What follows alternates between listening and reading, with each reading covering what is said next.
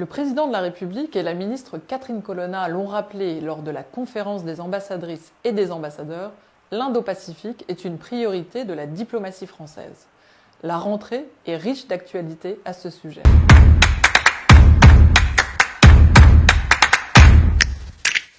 Plusieurs visites importantes sont prévues dans la région. La ministre Catherine Colonna se rend en Inde pour son premier déplacement bilatéral en Asie. Elle ira à New Delhi et à Bombay du 13 au 15 septembre prochain. Son objectif ? Approfondir le partenariat stratégique qui, depuis bientôt 25 ans, nous a permis de bâtir une relation exceptionnelle avec l'Inde dans de nombreux domaines, que ce soit en matière de défense, d'espace, de cyber, d'énergie, d'éducation ou de culture. Tout début septembre, la secrétaire d'État chargée du développement de la francophonie et des partenariats internationaux, Chrysoula Zacharopoulou, s'est elle aussi rendue en Indonésie, qui préside le G20.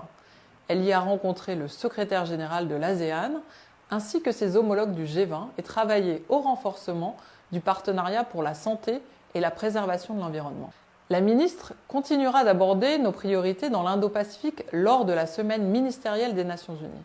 Dans le même temps, le ministre délégué chargé du commerce extérieur, de l'attractivité et des Français de l'étranger, Olivier Becht, se rendra quant à lui en Australie, en Indonésie pour le G20, ainsi qu'à Singapour. Il travaillera à la dimension économique de la stratégie Indo-Pacifique et à l'attractivité de la France pour les investisseurs de la région. Ces déplacements seront autant d'occasions de renforcer l'engagement concret de la France dans l'Indo-Pacifique. Suivez toute cette actualité sur nos réseaux sociaux.